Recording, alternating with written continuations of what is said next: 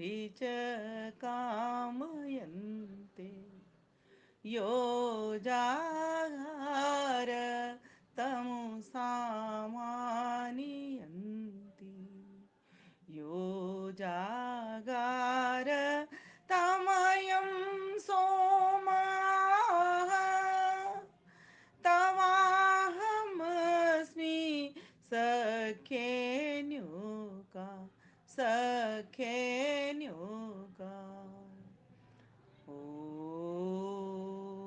नमस्ते अस्तु आयते नमो अस्तु परायते नमस्ते प्राणतिष्ठत आसीनायो तते नमः।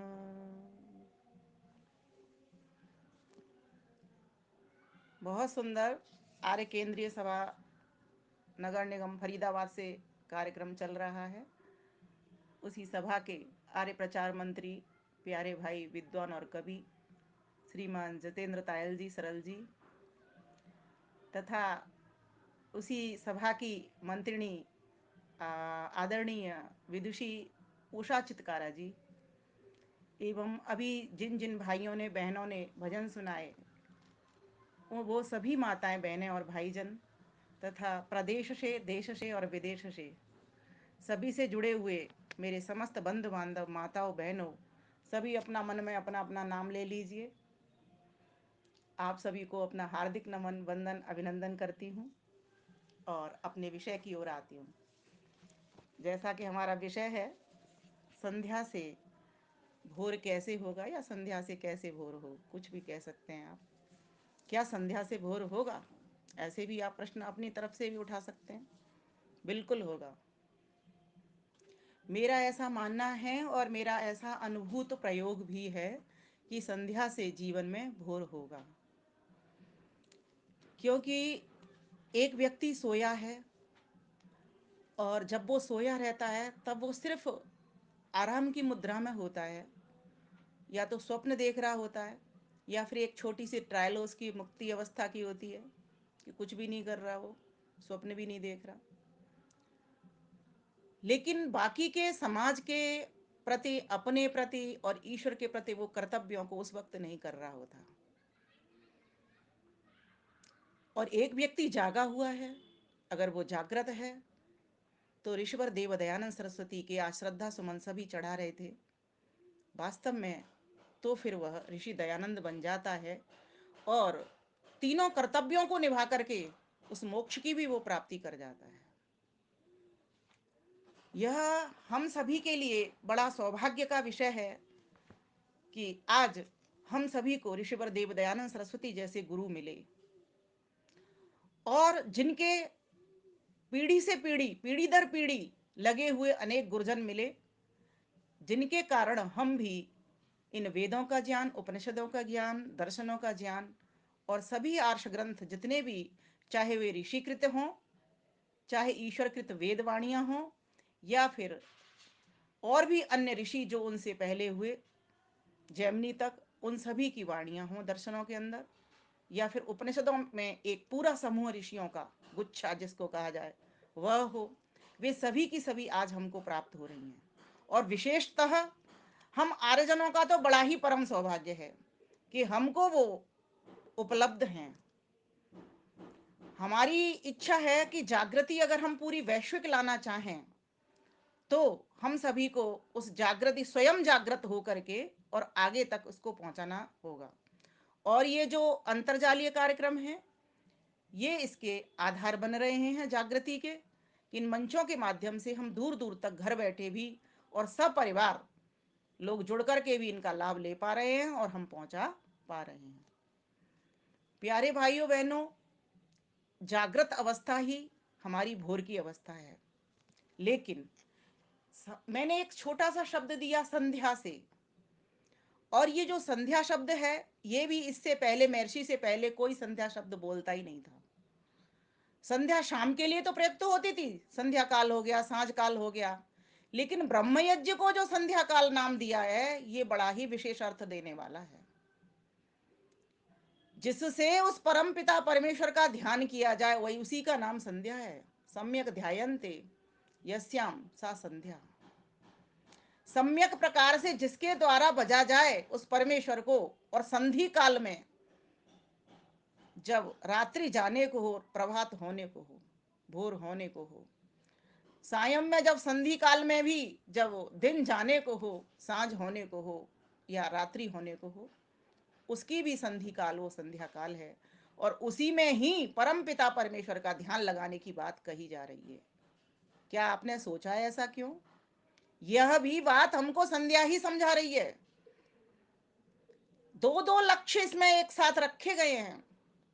एक लक्ष्य इस लोक का है तो दूसरा लक्ष्य परलोक का है। और एक लक्ष्य इस लोक का अर्थात इस संसार के सुख सुविधा, और इस लोक में ही मैं परलोक को भी गिन लेती हूँ, दूसरा लोक में मोक्ष का कहना चाहूंगी। वैसे तो हम ईश्वरी स्तुति प्रार्थना उपासना के जब मंत्रों को पढ़ते हैं, वहां तीन लोकों की चर्चा होती है। एक ये लोक, एक मर करके दूसरा प्राप्त किया हुआ परलोक, इहलोक ये वाला जिसमें हम बैठे हैं, दूसरा परलोक जिसमें हमारी सदगति होनी है, मनुष्य बनने हैं, और तीसरा मोक्ष लोक जिसमें इस जन्म मरण के चक्र से हम हट जाते हैं। तो ये संध्या के द्वारा हमको ये लक्ष्य सिद्ध करने के लिए मिल रहा है कि इस जीवन में आकर के, मनुष्य के जीवन में आकर के हमारे कर्तव्य क्या हैं। इस बात को ऋषि ने जाना, समझा कि मेरा मेरे प्रति क्या कर्तव्य है, मेरा समाज के प्रति क्या कर्तव्य है, राष्ट्र के प्रति क्या कर्तव्य है, संपूर्ण विश्व के प्रति क्या कर्तव्य है, संपूर्ण विश्व के समस्त जड़ चेतन प्राणियों के प्रति क्या कर्तव्य है, जड़ वस्तुओं के प्रति और चेतन प्राणियों के प्रति क्या कर्तव्य है, और साथ ही साथ ईश्वर के प्रति क्या कर्तव्य है। इन तीन कर्तव्यों में पूरे 19 मंत्र संध्या के सिमट जाते हैं। आप कहोगे कैसे? जब अपने कर्तव्य की बात आती है तो वहां पर शौच की सत्यता की बात सबसे पहले आती है। लक्ष्य को पहले, सबसे पहले लक्ष्य को रखा जाता है शन्नो देवी रविष्टय के माध्यम से, और कहा जाता है प्रभु मेरे इस लोक को भी तुम अच्छा बनाना, और मेरे जो जन्म मरण का चक्र से छूट करके जो मोक्ष लोक है वो भी मुझको प्राप्त हो जाए, इस लोक का भी मुझको सुख मिल जाए, और मुझे मोक्ष लोक अर्थात परमानंद भी मुझे प्राप्त हो जाए। परमात्मा मेरे ऊपर कृपा करना, इसके लिए मेरी आंतरिक शुद्धि भी हो जाए और मुझे बाह्य शुद्धि भी प्रभु कर देना। बस इतनी ही दो बातें मांगी गई हैं। अभीष्ट है और पीत है, इनमें ही सारा कुछ सिमट जाता है। मेरे दोनों ओर जल बड़े बहे, कैसे बहेगा? जब मुझे इधर का ऐश्वर्य प्राप्त होगा और मुझे मोक्ष का भी ऐश्वर्य प्राप्त होगा, आध्यात्मिक ऐश्वर्य भी मुझे प्राप्त होगा। कितनी बड़ी बात है ये। अभीष्ट है और पीत है, मोक्षानंद भी प्राप्त हो मुझे, यहाँ का भी प्राप्त हो। यहाँ का जब तक प्राप्त नहीं होगा तब तक मैं मोक्षानंद को भी नहीं बढ़ पाऊंगा, क्योंकि भोजन चाहिए, खाने को, पीने को पानी चाहिए, ये सब कुछ भी मुझे चाहिए, बैठने के लिए स्थान भी चाहिए, यहाँ भी मुझे शांति चाहिए, तब जाकर के मैं उस शांति की ओर भी बढ़ पाऊंगा। कोई भी प्रसन्न चित्त जब तक नहीं होता तब तक वो एकाग्र की स्थिति में नहीं आता, और एकाग्र की स्थिति में नहीं आने के कारण फिर वो मोक्ष की बात कर ही कैसे सकता है, अपने क्लेशों को दग्ध कर ही कैसे सकता है। एकाग्र की स्थिति ही हमारे मन को उस परमेश्वर से जोड़ने वाली होती है।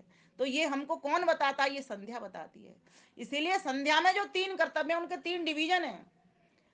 जो पहला अपना डिवीजन है वो जो मनसा परिक्रमा के मंत्र से पहले का वो सब है, वो सब अपने लिए ही है कि कैसे मैं शुद्ध हो जाऊं, कैसे अंग उपांगों को शुद्ध करूं, कैसे मैं स्वस्थ हो जाऊं, शुद्ध हो जाऊं, स्वस्थ हो जाऊं, है ना, और सत्य को पकड़ लूं और समर्पण की भावना को ले आऊं। बस यहां तक मेरी यात्रा ये संध्या के एक भाग में हो जाती है, इसमें अपना कर्तव्य है। और वहीं मनसा परिक्रमा के जब मैं मंत्रों को बोलता हूं तो वहां पर पूरा समाज के प्रति, समाज के विद्वानों के प्रति, जड़ चेतन पूरी समस्त सृष्टि के प्रति व्यवहार कैसे मेरा हो, और इसी व्यवहार की बात चल रही थी। क्योंकि न्याय दर्शन के ऋषि गौतम क्या कहते हैं? कर्म करती साधन वैगुण्यात। जब तक तुम्हारा कर्म, है ना, कर्ता और साधन तीनों अनुकूल नहीं होंगे, तीनों में विपरीतता बनी रहेगी, तब तक तुम्हें तुम्हारे जीवन में उजाला होने वाला नहीं है, तुम्हें सफलता मिलने वाली नहीं है। तो अपने प्रति कुछ लोग कर्तव्य कर रहे हैं, प्रयास कर रहे हैं, कुछ लोग समाज के प्रति प्रयास कर रहे हैं, कुछ लोग सिर्फ ईश्वर के प्रति लगे हुए रहते हैं, भजनों में ही लगे रहते हैं। लेकिन महर्षि दयानंद सरस्वती की सोच देखिए, उन्होंने कौन से मंत्र छांटे?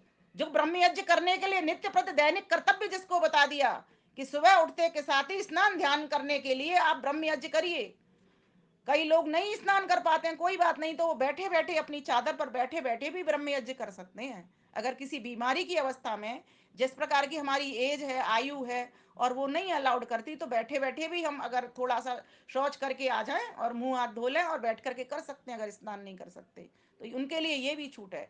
बाकी अच्छा हो, पूरा ही स्नान अगर हमारा हो जाए, उसके बाद ही हम संध्या करने बैठे, ब्रह्म यज्ञ करने के लिए बैठे। जब तक व्यक्ति को ब्रह्म यज्ञ संध्या के ये तरीका नहीं पता चलेगा कि मैं इस संध्या के मंत्रों को पढ़ करके कर क्या रहा हूं, तब तक संध्या फलीभूत होने वाली नहीं है, तब तक जो उस लक्ष्य की ओर हम बढ़ने वाले ही नहीं है। ये ध्यान का, ये संध्या सातवां सोपान है अष्टांग योग के भीतर, और इसके बाद ही समाधि लगती है व्यक्ति की, इसके बाद ही व्यक्ति स्थित प्रज्ञ बनता है, इसके बाद ही क्लेशों को दग्ध कर पाता है। इसलिए ऋषि ने हमारे लिए कितना बड़ा श्रम किया, हमको कहा कि तुम कर्तव्य सिर्फ अपने ही मत लो, कि तुम अपने में ही लगे हुए हो, और कुछ लोग ईश्वर में ही लगे रहते हैं पूरा दिन। अब पता नहीं कितना लग रहे हैं कितना नहीं लग रहे हैं, कुछ लोग ईश्वर में लगे रहे हैं, ठीक है, लेकिन फिर व्यवहार करना उनको नहीं आ रहा है, उल्टा सीधा व्यवहार कर रहे हैं। इसलिए तीन कर्तव्य बताए। व्यक्ति वही सफल होगा जो अपने प्रति अपने कर्तव्यों को समझ लेगा, अपने आप को ठीक कर लेगा। दूसरा, समाज के प्रति व्यवहार भी उसका ठीक होना चाहिए, जैसा वो अपने प्रति चाहता है वैसा दूसरों के प्रति भी वो व्यवहार देता है, ऐसा भी होना चाहिए। ये भी हमको संध्या सिखा रही है। और तीसरा, ईश्वर के प्रति भी व्यवहार करना आना चाहिए, ईश्वर है कैसा, ये ज्ञान करना भी संध्या सिखा रही है। इसलिए पहले ही पहले जो प्रथम बात रख दी, वो लक्ष्य की सिद्धि रख दी, कि लक्ष्य साध लो, पहले एक संकल्प ले लो। कोई भी व्रत पूर्ण करने के लिए सबसे पहले संकल्प लिया जाता है कि मैं आज से यह कार्य करूंगा, करूंगी। तब जाकर के, आज हम बिना संकल्प के सारे काम करते हैं, इसीलिए हम सफल नहीं हो पाते, इसलिए हमारे जीवन में बोर हो ही नहीं पाता। और ये संध्या हमको सिखाती है, एक लक्ष्य साधो। ईश्वर को पाना है तो ईश्वर को पाने के लिए तीन काम तो करने पड़ेंगे। अपने आप को स्वच्छ शुद्ध, मन को पवित्र करना पड़ेगा, इंद्रियों को दिव्य पवित्र स्वच्छता से भरना पड़ेगा, इंद्रियों को सकारात्मक सोच वाला बनाना पड़ेगा, इंद्रियों को आशावादी सोच का बनाना पड़ेगा। ये काम तो तुमको करने ही पड़ेंगे। इसीलिए बार बार बोलते हैं हम, बांग बाक वाक प्राण प्राण, ये क्या है, चक्षु चक्षु श्रोत्रम श्रोत्रम, क्यों बोलवाया जा रहा है? ऐसा कोई विधान तो, ऐसा वेद में सीधे सीधे मंत्र तो नहीं निकले, कुछ मंत्र वेद से लिए, कुछ कहीं और जगह से लिए। ऋषिवर ने कितना श्रम किया है ये निकाले कि पहले स्नान कर लो, पहले अपना स्नान करेंगे तब तो दुनिया को स्नान कराएंगे, पहले अपने तीर्थ करेंगे तब तो दूसरों को तीर्थ कराएंगे। तीर्थ मतलब तारना। पहले अपनी शुद्धि करेंगे, पहले अपने भीतर सकारात्मक सोच लाएंगे तब तो दूसरों को हम सिखा पाएंगे, पहले अपना प्रशिक्षण लेंगे तब तो दूसरों को प्रशिक्षण दे पाएंगे। तो ऋषि की सोच देखिए, मैंने ऋषि से क्यों जोड़ी ये बात, इसीलिए कि अभी ऋषि का टाइम चल रहा है और अभी ऋषि को श्रद्धांजलि अर्पित की जा रही है। मुझे 5-6 वीडियो ऋषि के ऊपर मैं डाल चुकी, इसलिए मैंने आज ये विषय नहीं लिया। लेकिन जब बात चली, यहाँ चर्चा मैंने देखी, भजन जब देखे ऋषि के, मैंने कहा एक भी ईश भक्ति का भजन नहीं आया, हो सकता है मेरे जुड़ने से पहले हो गया हो। तो मेरी इच्छा हुई कि मैं दोनों को कॉम्बिनेशन पैक आपको दे दूं। तो ये ऋषि का ही कार्य था, ये संध्या अभी की अभी मैंने आपके सामने ही सामने इस बात को सोचा और प्रेजेंट कर रही हूँ, प्रस्तुत कर रही हूँ। क्या है ये? तो कहा पहले अपने प्रति कर्तव्य तो सीख लो, और फिर अपने प्रति भी कर्तव्य आपका तब तक पूर्ण नहीं होगा जब ईश्वर से नहीं जुड़ के करोगे। क्योंकि आप अपने प्रति क्या समझते हो कि मैं ऐसा हूं, मैं वैसा हूं, मैं कैसा हूं।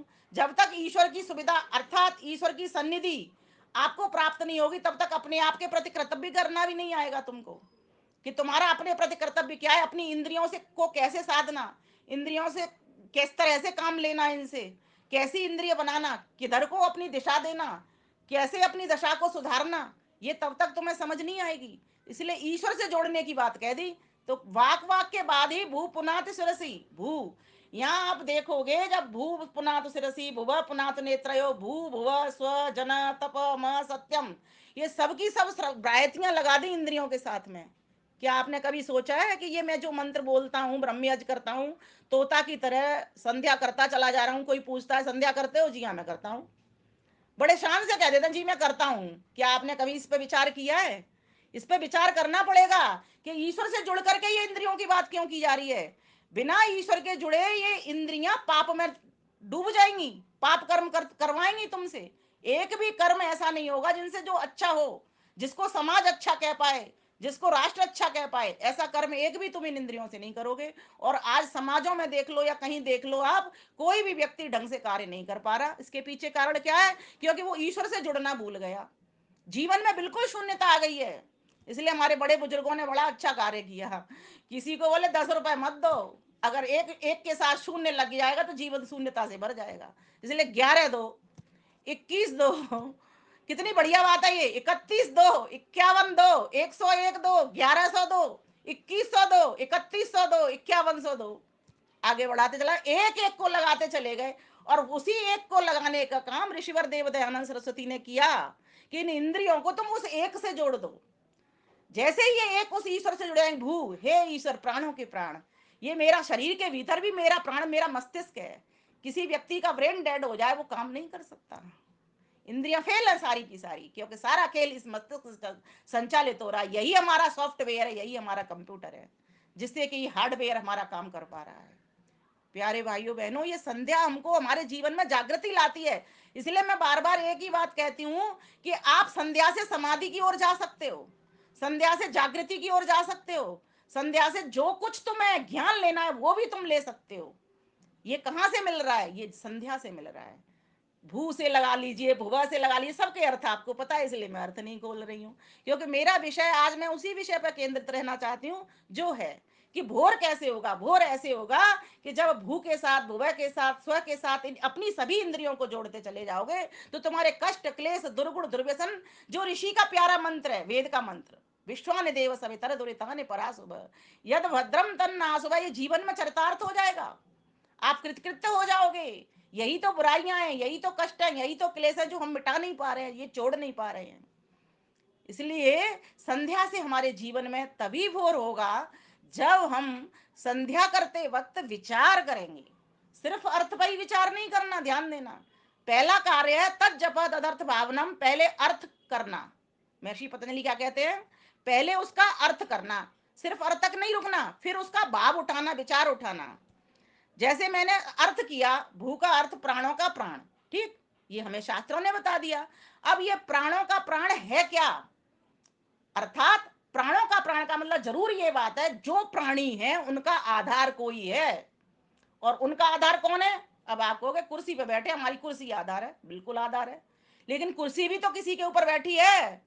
बोले जमीन आधार है, जमीन भी तो किसी के ऊपर है। तो बोले सूर्य आधार है, सूर्य भी तो किसी के ऊपर टिका हुआ है। तो बोले वो सौर मंडल में है, उसका पिता सौर मंडल है। बोले वो भी तो किसी के ऊपर टिका है। बोले वो आकाश गंगा है। बोले वो भी तो किसी के ऊपर, बोले ब्रह्मांड के ऊपर, ब्रह्मांड का भी तो कोई आधार है। बोले वो ईश्वर के ऊपर टिका हुआ है। एक प्राण का प्राण, उसका अर्थ था भू। और कहां पहुंच गए? ईश्वर के पास। वही समस्त पूरे जड़ चेतन जगत का एक ही आधार है। ये संध्या हमें जीवन में जागृति ला रही है। जागृति ज्ञान विशेष करा रही है। सामान्य ज्ञान तो हो जाएगा, आपको संध्या करोगे अर्थ निकाल लोगे, हो गया काम। लेकिन जब तक आप विचार नहीं उठाओगे उस अर्थ के द्वारा, तब तक जीवन में जागृति आने वाली नहीं है। इसलिए विचार उठाइए, अर्थ करिए, फिर विचार उठाइए। ये बात ऋषि ने यहाँ पर क्यों लिखी है, क्यों इस तरह का संगतिकरण लगाया? ऋषि की सोच देखिए, कहाँ कैसे कैसे उन्होंने मंत्रों को कहाँ कहाँ जमाया है, और हमको एक पद्धति बना करके दे दी कि ये पद्धति तुम्हारे जीवन में उजाला कर देगी, जागृति ला देगी। जैसे ऋषि के जीवन में जागृति आई, वैसे हमारे जीवन में। जबकि ऋषि के पास तो कोई संध्या की इस तरह की विधि नहीं थी। उन्होंने तो कितना मेहनत की होगी, कितना श्रम किया होगा, तब जाकर के हमारे लिए ये पद्धति पूरी की पूरी बना करके उन्होंने रखी। प्यारे भाइयों बहनों, संध्या हमको क्या देती है? बोले संध्या से तुमको खोज करना आएगा। और मैं कहा करती हूँ, ध्यान एक खोज है और समाधि एक खो जाना। खोज करते हैं हम, किसी भी वस्तु की खोज कैसे करते हैं? किसी भी वस्तु, अगर तुम्हारी कोई वस्तु खो जाए तो उसकी खोज कैसे करते हो? उसके चिन्हों के आधार पर करते हो, उसके लिंग के आधार, लक्षण, लिंग अर्थात लक्षण के आधार पर करते हो, उसकी विशेषताओं के आधार पर करते हो। एक चाबी घर में खो जाए तो कैसे करते हो? चाबी लंबी थी, मोटी थी, पतली थी, ऐसे दांते थे, 3 दांते थे, 2 दांते थे, कैसी थी चाबी? इस लक्षण के आधार पर उसकी करते हैं, फिर आप खोज लेते हो। दूसरी बात उसमें, लेकिन साथ अकेली चाबी को तो नहीं, अकेले उसके लक्षण से तो नहीं होगा, उसके लिए प्रकाश चाहिए, क्योंकि कोने में भी देखने जाना पड़ेगा आपको, सामने दिख नहीं रही है। तो क्या करोगे? टॉर्च जलाओगे। अब इसी प्रकार से परमात्मा के लिए भी है। परमात्मा के पहले गुण, कर्म, स्वभाव, यही उसके लक्षण हैं। न तस्य प्रतिमा अस्ति, उसकी कोई प्रतिमा नहीं होती। ना प्रतीके न ही सह, ये दर्शन शास्त्र हमको बता रहा है, उसका कोई प्रतीक नहीं होता। उसका तो बस यही लक्षण होता है, जैसा जैसा उसका हम कर्म देख रहे हैं, जैसे जैसे उसके भीतर अनंत गुण विशेषताएं देख रहे हैं, जैसा जैसा हम उसका स्वभाव देख रहे हैं, जैसा उसका करने का ढंग देख रहे हैं, व्यवस्थाएं देख रहे हैं, उसके हिसाब से उसको प्राप्त करना है। तो ये कहां से पता चल रहा है हमको? ये संध्या के मंत्रों से ही पता चल रहा है। आगे बढ़ोगे आप, उसमें लिखा हुआ है अघमर्षण मंत्र। मैं पहले छोटी थी तो मैं यही सोचा करती थी, ये पाप कैसे मसलेंगे इससे। यहाँ तो सूरज चांद की बात हो रही है, पहले सृष्टि बनाई वैसी सृष्टि अब बना दी, है ना। तब मैंने बहुत चिंतन किया, विचार किया, और किसी ने मुझे प्रश्न भी इस तरह का पूछा, तब मेरी समझ में बिल्कुल पाप मसल जाएंगे इससे। अब आप में से मैं पूछना चाहती हूँ, कमेंट बॉक्स में लिख दो कैसे पाप मसले जाएंगे। किसी को अगर इस प्रश्न का उत्तर पता है तो जरा लिख देंगे, यहाँ प्रबुद्ध सभी लोग बैठे हुए हैं, कैसे पाप मसले जाएंगे इसको लिख दें। और इस मंत्र के ऊपर सूरज चांद पृथ्वी। लेकिन अब मेरा उत्तर सुन लीजिए, आप लिखते रहना, अपनी डायरी में नोट करके रखना इस बात को, पाप ऐसे मसले जाएंगे। वहां मंत्र के भीतर यह कहा गया है कि रित और सत्य से उसने परम पिता परमेश्वर ने इस संसार को बनाया। अर्थात रित किसको कहते हैं? रित को समझिए। रित कहते हैं सार्वभौमिक नियम, जिसमें कभी परिवर्तन नहीं होता। सत्य किसको कहते हैं? जिसमें परिवर्तन हो जाता है लेकिन वो सत्य रहता है, वो झूठ बात नहीं है।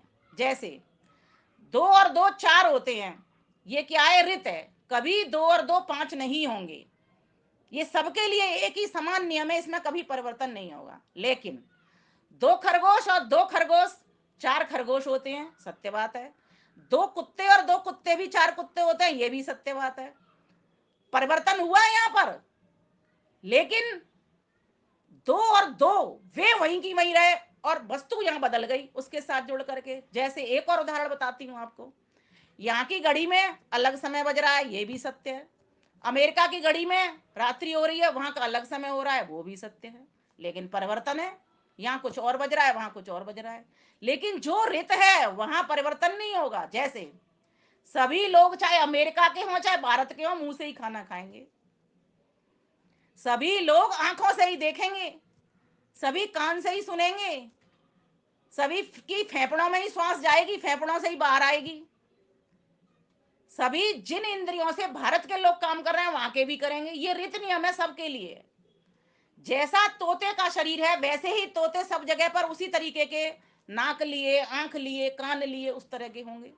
मनुष्य जैसा यहाँ पर है वैसे ही वहां होंगे। हाँ, थोड़ा सा कद में, रंग में, रूप में थोड़ा थोड़ा अंतर हो जाएगा। क्यों? क्योंकि प्रकृति तीन गुणों वाली है, तीन रूपों वाली है, श्वेत, लाल और काला।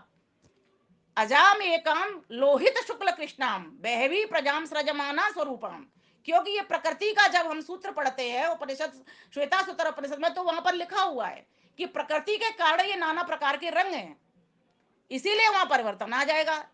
तो जब आपको यह समझ में आ जाएगी रित और सत्य, इन दोनों के कारण ही परमेश्वर ने इन दोनों को मिलाया, मतलब जीव संबंधी नियम भी मिलाए और प्रकृति संबंधी नियम भी मिलाए। इन नियमों को मिला करके हम सबको एक व्यवस्था दे दी, एक कानून बना दिया, वेद का उन्होंने दे दिया, मतलब ऋषियों के हृदय के भीतर।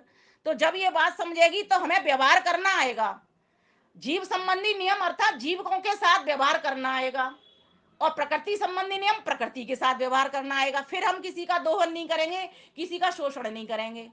अभी हम दोहन शोषण क्यों कर रहे हैं, किसी के साथ अच्छा व्यवहार क्यों नहीं कर रहे हैं? क्योंकि संध्या के ये मंत्र नहीं पता।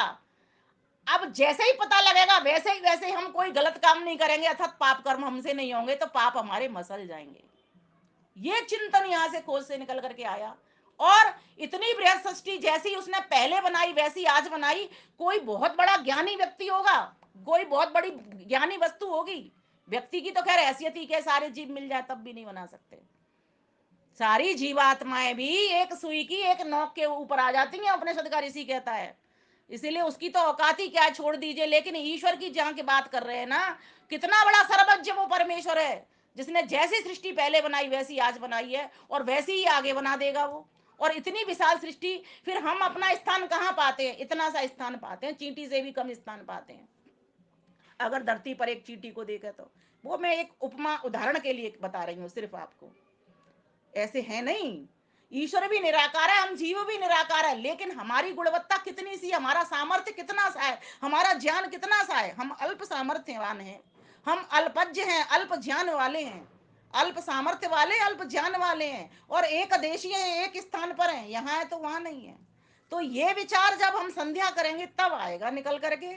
अर्थ करेंगे मंत्रों का, ईश्वर की सन्निधि में बैठेंगे, ईश्वर से सहायता मांगेंगे, उससे प्रार्थना करेंगे, तब जाकर के ये बात निकल कर गई। मैं तो कहीं भी नहीं ठहरता, मुझे ये नियम मानने ही पड़ेंगे, और मैं नियमों को मानता नहीं हूं, इसलिए मैं पाप में चला जाऊंगा। अगर इनमें नियमों पर चला तो मेरे पाप मसल जाएंगे, पाप दूरी, मैं कभी भी पाप करूंगा नहीं। अग अग माने पाप, मर्षण माने मसलना, ऐसे ऐसे मसलना, चूर चूर कर देना उसको, जैसे पत्थर सिलवट्टे के ऊपर चटनी पीस देते हैं ना, ऐसे मसल जाएंगे। फिर करेंगे ही नहीं हमें, अगर ये बात समझ में आ जाएगी मेरी हैसियत का है, मैं कहाँ ठहरता हूँ। और ये जितने भी नियम और जितनी भी व्यवस्था दी है परमेश्वर ने, रित अर्थात प्राकृत प्रकृति संबंधी और सत्य जीव संबंधी जितने भी नियम दिए हुए हैं, वे सारे के सारे हमारे लिए ही दिए हैं प्रभु ने। इतना बड़ी कृपा भी उसने हमारे लिए कर दी है। ये किससे पता चल रहा है? ये संध्या से उजाला हो रहा है, संध्या से बोर हो रहा है। तो हमें ये बात समझ आएगी तो हमारे पाप। अब देखिए, अब फिर हमको पुनः वही लक्ष्य दोहराना होता है। शन्नो देवी मंत्र पहले प्रारंभ शुरू किया, फिर किया, और एक और कार्य इसमें हमने बीच में कर लिया, प्राणायाम। उसमें भी हम अपने प्राणों को वश में करते हैं तो हमारा मन वश में ऑटोमेटिक हो जाता है। ये बात भी समझने की है। अभी अपनी ही बात चल रही है, अपने प्रति कर्तव्य चल रहा है कि अपने शरीर को स्वस्थ कैसे रखें, अपने शरीर को दिव्य कैसे बनाएं, अपना ये जो गाड़ी है, ये रथ है, इसको पवित्र कैसे करना है। अपना ही कर्तव्य चल रहा है, अभी हम आगे समाज के कर्तव्य की तरफ गए ही नहीं है। क्योंकि पहले व्यक्ति अपने आप को ठीक करता है, उसके बाद ही अपने आप को ठीक करके ही, जिस गाड़ी में पहिए ही खराब पड़े हुए हैं वो किसी को दूसरे को मंजिल पे क्या पहुंचाएगी? वही गाड़ी दूसरों को मंजिल पे पहुंचाएगी जिसकी अपनी गाड़ी फिट है। अर्थात जो गाड़ी अपने आप में अच्छी है, बैलेंस्ड है, अच्छी स्पीड दे रही है ना, अच्छी तरीके से वो सड़कों को ऊंची नीची खाई उनके ऊपर अच्छे से चल सकती है, वही गाड़ी ही हमको मंजिल पर पहुंचाएगी। इसलिए पहले ऋषिवर देव दयानंद सरस्वती ने अपने जितने हो सकते हैं, चाहे भीतर के गुण हो चाहे बाहर के गुण हो, यम नियम अर्थात, इसीलिए ध्यान का वो जो कारण है ना, वो जो सोपान है वो क्या है, वो सातवां है, बहुत आगे जा करके है। अब ये संध्या पहले कर्तव्य सिखा रही है हमको। तो फिर लक्ष्य को सामने ले आए, कहीं लक्ष्य भूल जाए हम, अपने प्रति कर लिया, छुट्टी हो गई जी, अपना ये चिंतन करते रहते हैं और समाज जाए बाढ़ में। देवरानी जिठानी सास ससुर इनके संग व्यवहार करना नहीं आए तो भी समझ लेना आपने कुछ किया या ना किया, सब गोबर गणेश हो गया। इसीलिए वो नियम भी हमको लाना पड़ेगा साथ साथ में, ये संध्या सिखा रही है हमको। फिर लक्ष्य को साथ में साधने के लिए हम आगे ले आए, प्रभु मुझे इस लोक का भी सुख देना, परलोक का भी सुख देना, मोक्ष लोक भी देना। कैसे आएगा वो? इस लोक के सुख के लिए मुझे सबके साथ व्यवहार तो अच्छा करना आना चाहिए, क्योंकि लक्ष्य को बार बार ध्यान में लाना है, रिपीट करना है उसको। इसलिए दोबारा से भी बोल देते हैं संध्या के मंत्र में, जो प्रथम मंत्र है शन्नो देवी रविष्ट है, उसको दोबारा से भी लेकर के आ जाते हैं। शम नह, हे प्रभु हमें शांति दीजिए, हमारे जीवन में शांति लाइए, आनंद लाइए। कैसे आएगा वो? कहा देवी, तेरे देवता तुझ दिव्य गुणों वाले के साथ रहेंगे तो आ जाएगा। क्यों? क्योंकि तू सबका कल्याण सर्व व्यापा आप आपने व्याप्त हुआ, अर्थात तू सब जगह पर रह रहा है, सर्वत्र व्यापक होकर के रह रहा है, सबकी व्यवस्था कर रहा है, सबकी चिंता कर रहा है, तो मेरी भी चिंता करेगा। तेरे पास जब मैं रहूंगा और तू मेरी जब चिंता करेगा तो मैं तेरे से बहुत सारा लाभ ले लूंगा। प्यारे प्रभु, जैसे माँ से एक बालक लाभ ले लेता है। अब देखिए फिर पुनः आकर के फिर क्या करेंगे? समाज के प्रति व्यवहार सीखेंगे। ऐसे बोर होगा। अब समाज के प्रति व्यवहार में 6 मंत्र दे दिए ऋषि ने, इकट्ठे कर दिए एक जगह पर ला करके, छांट छांट करके। अब वो मंत्र क्या है? उसमें बताया जा रहा है कि देखो इन 6 बातों को कैसे समझो। ऐसे समझो, उसके 3 लाइन है उसमें, एक ऊपर की लाइन, एक बीच की लाइन, एक नीचे की लाइन। ये सब चिंतन के विषय हैं, आप भी करोगे आपको भी आएगी। ऊपर की लाइन में क्या बताया जा रहा है? उसमें ईश्वर का गुणगान किया जा रहा है, और ईश्वर से रिलेटेड जो भी जड़ और चेतन लोग, जैसे जड़ वस्तु जैसे सूर्य है ना, दिशाएं, इसी प्रकार से चेतन जगत वृक्ष हो गए, पितर हमारे विद्वान लोग हो गए, इस प्रकार से ये लोग हो गए। तो इन सभी के प्रति क्या तुम्हारा कर्तव्य हो, ठीक। अब जो बीच वाली लाइन है वो क्या कह रही है, इन सभी को मैं नमस्कार करता हूं जिनसे मुझको लाभ मिल रहा है। मुझे ईश्वर से भी मिल रहा है, संसार के सभी पदार्थों से भी मुझको लाभ मिल रहा है, संसार के सभी लोगों से भी मुझको लाभ मिल रहा है। और वहीं तीसरी लाइन कौन सी है, वो तीसरी लाइन ये कह रही है कि जो हमसे द्वेष करता है और या हम सब जिनसे द्वेष करते हैं, प्रभु तेरे दाढ़ में रख देते हैं। अब ईश्वर की तो दाढ़ हमारी जैसी होती नहीं है, इधर उधर वाली। ईश्वर की दाढ़ कैसी है, उसका न्यायालय है, उसका न्याय का जबड़ा है, उसके न्याय पर छोड़ देते हैं। समझाने से भी अगर किसी को कोई बात समझ में नहीं आ रही तो फिर प्रभु के ऊपर, तेरे ऊपर छोड़ देते हैं कि प्रभु मैं किसी से द्वेष ना करूं, यही तो व्यवहार है। अब ये 6 मंत्रों में पूरा पूरा व्यवहार है, दिशाओं के प्रति व्यवहार, है ना, देश के प्रति व्यवहार, समाज के प्रति व्यवहार और राष्ट्र के प्रति व्यवहार के साथ साथ अपने घर के प्रति व्यवहार और अपने प्रति व्यवहार और ईश्वर के प्रति व्यवहार। ये पांचों व्यवहार इन तीनों लाइनों के भीतर छुपे हुए पड़े हुए हैं। ईश्वर के प्रति व्यवहार क्या है, इसको मैं आगे देखूं तो पीछे भी देख लूं, कहीं चोरी चोरी कोई काम करने लग जाऊं, विद्वानों के समक्ष बैठा हूं, सत्संग में बैठा हूं, तब तो मैं बड़ा बढ़िया भला आदमी लग रहा हूं। और लेकिन जैसे ही सत्संग खत्म हो जाता है, थोड़ी देर के बाद सत्संग में आए हुए विद्वानों की बुराई करना प्रारंभ हो जाती है। ऐसा मैं बहुत देखती हूँ प्राय। और इसके बाद देखिए, ईश्वर के प्रति व्यवहार में आगे भी देखूं तो पीछे भी देखूं, फिर इधर भी देख लूं, थोड़ा सा दाएं भी देख लूं, इधर भी तो वो है, कहीं इस कोठरी में घुस गए, यहां पर भी प्रारंभ कर दिया आपने, ईश्वर को भूल गए। इधर भी से वो देख रहा है तुमको, फिर इधर भी वो तो वो देख रहा है, बाएं हाथ के ऊपर ही तो देख रहा है, पूरब पश्चिम उत्तर दक्षिण चारों दिशाओं में देख रहा है।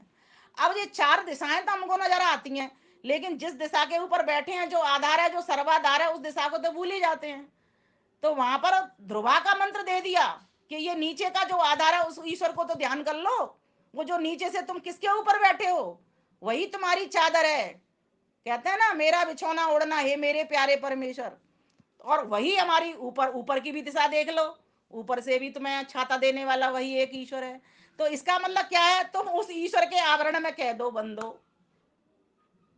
वो तुमको चारों ओर से हजार आंखों से देख रहा है, असंख्य आंखों से देख रहा है, सहस्त्रीसा सहस्त्राक्ष, हजारों सिरों अर्थात असंख्यों सिर उसके भीतर रह रहे हैं। असंख्य सिरों से भी अधिक अनंत सिरों वाला वो परमेश्वर है, और आप सिर मत बनाना लग जाना उसके। इतनी बुद्धिमान, इतना ज्ञानवान वो परमेश्वर है। तो सोचो, तो जब ऐसा परमेश्वर, जब उसके साथ व्यवहार करना आ जाएगा, उसको हर वक्त, हर क्षण, हर दिशा से, हर समय में, क्योंकि उस ईश्वर से हमारी न समय से दूरी, न वस्तु से दूरी, न स्थान से दूरी। अगर दूरी है तो अज्ञान की दूरी है उससे, और कोई हमारी उससे दूरी नहीं है। इसलिए प्यारे भाइयों बहनों, संध्या हमको क्या देती है, यहीं तक नहीं छोड़ती।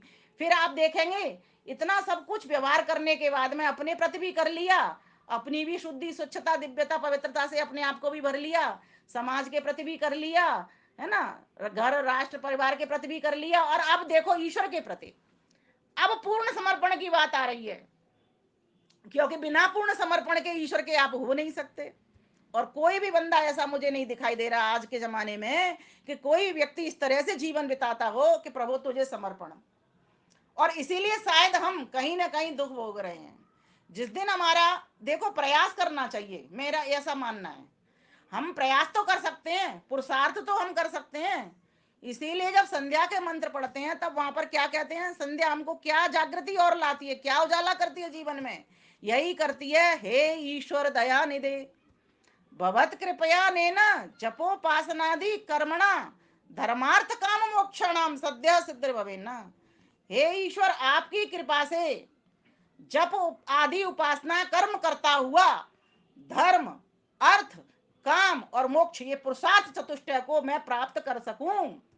अर्थात धर्म मार्ग पर चलता हुआ, अर्थ को कमाता हुआ, प्रयोजन को सिद्ध करता हुआ, लक्ष्य पर बढ़ता हुआ, और क्या कर सकूं, कामनाओं को तुझसे जोड़ता हुआ। आज हमारी इच्छा क्या होती है जी, धन चाहिए, ये चाहिए, वो चाहिए, कितना सारा सामान हमने घरों में कूड़ा करकट इकट्ठा कर लिया है।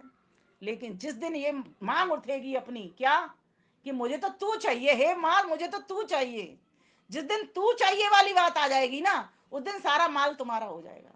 कभी मैंने गीत लिखा था, मांग वंदे मांग खुद भगवान को, पथिक जी ने लिखा था इसको।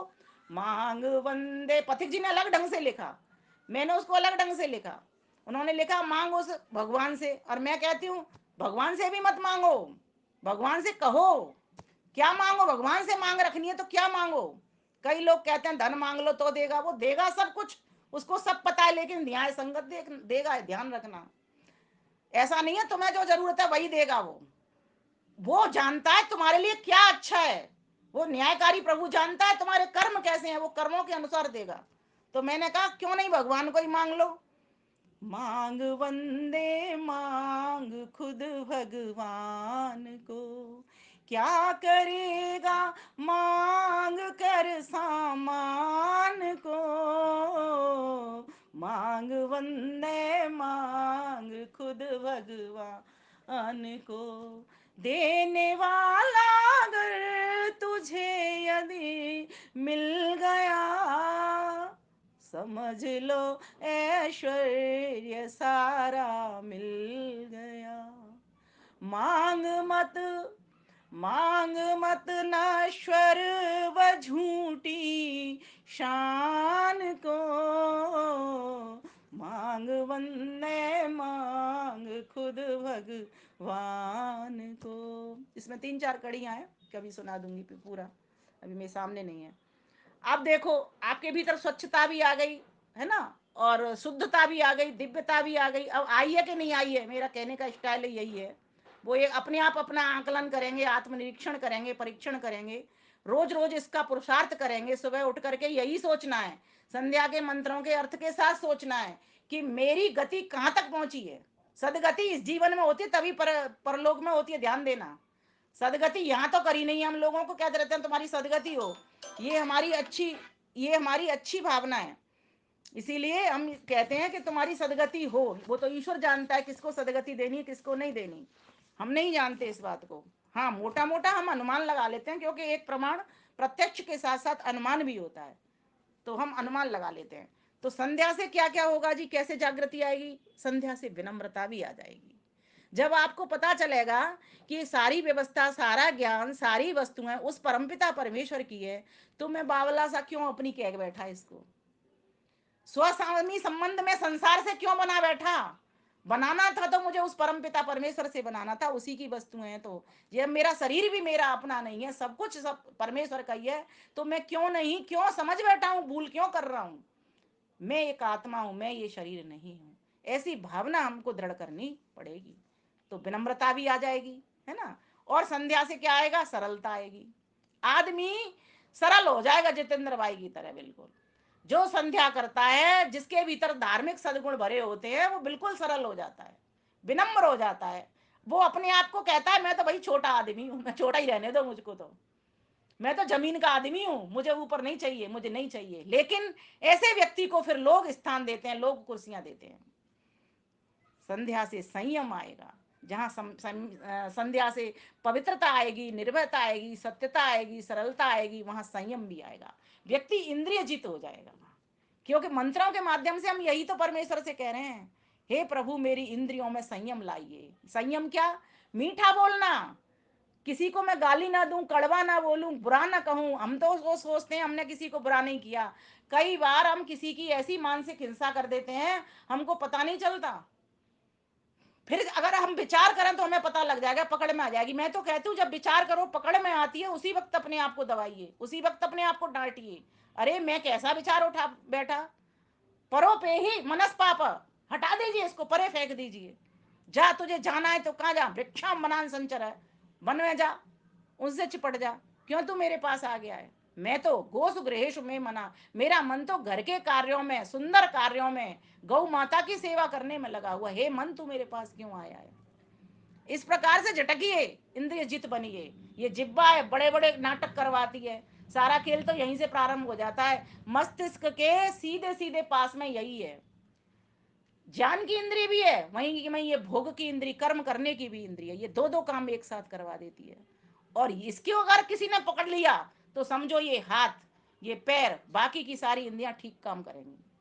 तो सबसे पहला कंट्रोल नियम करना सिखा रही है ये संध्या, कहाँ, जिब्बा के ऊपर। वशीकरण, क्या तुलसीदास जी ने क्या लिखा, तुलसी मीठे वचन ते सुख उपजत चहोर, वशीकरण यहाँ मंत्र है, तज दे वचन कठोर, रे तुलसी तज दे वचन कठोर। और इसी को वेद भगवान कह रहे हैं। ये कहाँ से मिल रहा है ज्ञान? ये संध्या से ही हमको मिल रहा है। वाक वाक, प्राण प्राण, चक्षु चक्षु, श्रोत्रम श्रोत्रम।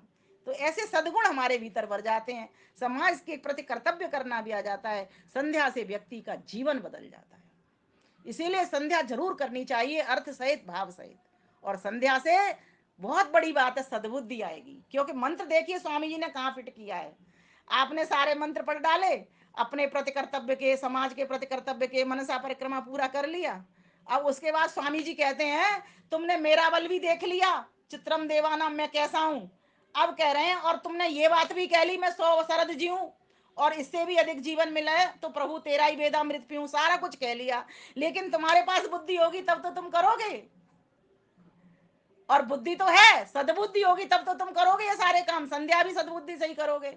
बहुत से लोग ऐसे हैं, अभी हम यहाँ पर इतने लोग जुड़े हुए हैं, अच्छी संख्या दिख रही है, कर ही वे बहुत कम लोग हैं जिनमें से ये कार्य संध्या का अर्थ सहित जप करते हैं, भाव उठा उठा करके करते हैं। एक मंत्र को पढ़ो, उसी को बार बार अभ्यास करो। बिना अभ्यास के विद्या नहीं आती। विद्या लाने के, ध्यान लाने के, जागृति लाने के, उजाला लाने के 4 तरीके हैं। आगम काले, स्वाध्याय काले, प्रवचन काले और अभ्यासे, मतलब 4 व्यवहार काले। 4 प्रकार से विद्या मिलती है व्यक्ति को। स्वाध्याय करे, खूब चिंतन मनन करे, है ना, और उसके बाद में प्रवचन करे। प्रवचन से भी मैं बोलते बोलते भी सीख रही हूँ बहुत कुछ। व्यवहार करे वैसा जैसा तूने पढ़ा है, सीखा है, शब्द उच्चारण किया है, अर्थ जाना है, ऐसा व्यवहार भी तू करे। अभ्यास करे बार बार, जिससे अभ्यास से तुझे विद्या आए। तो जागृति लाने के लिए संध्या के मंत्रों पर मेहनत करिए। मेहनत तब तक नहीं करोगे तब तक कुछ मिलने वाला नहीं है। जीवन में उजाला आएगा, निस्संदेह उजाला आएगा, मेरा ऐसा मानना है। तो आइए, संध्या से पापों का नाश होगा, संध्या से सद्बुद्धि होगी, संध्या से लड़ाई झगड़े समाप्त हो जाएंगे, समस्त राग द्वेष मिट जाएंगे। क्योंकि योस्मान द्वेष्टयम वयम दुष्मस्तम मोजम वेधर्म। ये जो मंत्र है ये यही तो बता रहा है कि मैं किसी से द्वेष ना करूं, अर्थात हम सब वयम, हम किसी से द्वेष ना करें, कोई हमसे द्वेष ना करे, हम परस्पर मित्र भाव से बरते हैं। क्योंकि हम यहाँ आए ही मित्र बनने के लिए हैं। लोगों को यही नहीं पता, एक दूसरे के शत्रु बन जाते हैं। छोटी सी बात है, छोटी छोटी बातों के ऊपर लड़ाई झगड़े हमारे प्रारंभ हो जाते हैं। और घरों में तो इतने झगड़े हो रहे हैं, मैं कहा करती हूँ ना, एक बार एक कोई कवि सुना रहे थे, बड़ी सुंदर बात थी, मुझे पकड़ आ गई, मैंने वहीं से पकड़ ली वो बात। कहते हैं एक बार सास बहू में इतना झगड़ा बढ़ गया, इतना बड़ा झगड़ा बढ़ गया कि वो निपटने में ही नहीं आ रहा था।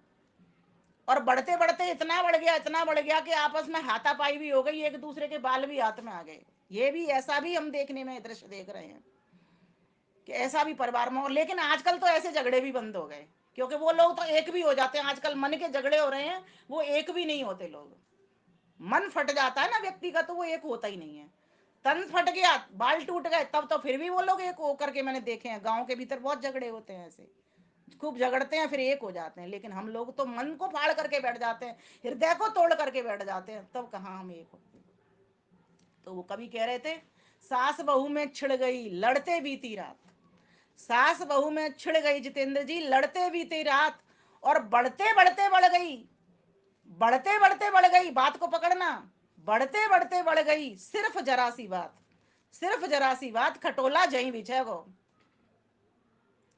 खटोला जही बिछेगो। इस बात पर लड़ाई हो रही है। बताओ, लड़ाई है तो क्या, खाट यहीं बिठेगी, चारपाई तुम्हारी यहीं बिछेगी। बहू कहती है यहां से आगे नहीं हिलने दूंगी, सास कहती है यहां से आगे नहीं हिलने दूंगी। प्यारे भाइयों बहनों, अगर तुम संध्या करोगे, ये सारे लड़ाई झगड़े बंद हो जाएंगे, ये सारे राग द्वेष समाप्त हो जाएंगे, समर्पण की भावना आएगी, सेवा की भावना आएगी। और सारी की सारी भावनाएं जितनी मैंने बोली, अभी मेरे पास इसके 20 पॉइंट और लिखे हुए हैं दूसरे दिन के प्रवचन के लिए, कि हमारे भीतर इतनी अधिक, मैं कहते ना, हृदय विशाल हो जाएगा। ये मंत्रों में ये सारा कुछ, मैं नहीं कह रही, स्वामी दयानंद सरस्वती ने जो मेहनत की है, सब मंत्र में जोड़ जोड़ करके दे दिए हैं। कहीं से कोई चीज ली है, कहीं से कोई चीज ली है, उस तरह से हमारे 3 कर्तव्य वहां पर जोड़ दिए हैं 19 मंत्रों के भीतर। तो परमेश्वर को अंत में फिर क्या कह देते हैं, हे प्रभु तुझे नमस्कार हो, और तेरे किन किन रूपों को नमस्कार हो, ऐसे रूपों को नमस्कार हो जो तेरे रूप हैं और हमारे लिए काम कर रहे हैं वे रूप। नमः शंभवाय च, प्रभु तुम कैसे हो, शांत स्वरूप हो, और सिर्फ अपने लिए नहीं हो, हम लोग तो अपने लिए होते हैं, कोई धन है तो हमारे लिए है, लेकिन प्रभु तू शांत स्वरूप है तो हमको भी शांति देता है। नमः शंभवाय च मयो भवाय च, तू सुख स्वरूप है तो हमको भी सुख पहुंचा रहा है। नमः शिवाय च, और तू शिव स्वरूप है तो हमको भी शिव तरह कल्याण कर रहा है, हमारा भी कल्याण कर रहा है। तेरी वस्तु कोई भी अपने लिए नहीं है, और हमारी संसार में सभी जीवों की अपने लिए ही होती है। काश उस ईश्वर को पाने के लिए चले, उस परमानंद को लक्ष्य बना करके चले हैं, तो हम भी एक दूसरे के हितार्थ परोपकार में परमार्थ में विचरण करना प्रारंभ कर दें। मेरे लिए नहीं है, तेन त्यक्तेन भुंजी था, खिलाकर खाना सीखें, पिलाकर के पीना सीखें, संध्या के मंत्रों को भाव उतारना सीखें, संध्या से जागृति को लाएं, भोर लाएं। अवश्य जीवन में आप सभी के में भोर आए, ऐसी मैं प्रार्थना करती हूँ आप सभी के लिए। परमात्मा हम सभी को सुख दे, समृद्धि दे, शांति दे, ईश्वर का परमानंद हम सभी को प्राप्त हो, और उसके लिए हमको भूयश्च शरदय शतात लंबा जीवन भी दे। इन्हीं शब्दों के साथ अपनी वाणी को विराम करती हूँ। आप सभी का बहुत बहुत धन्यवाद। भाई जितेंद्र जी का साधुवाद, आशीर्वाद, धन्यवाद। नमस्ते जी।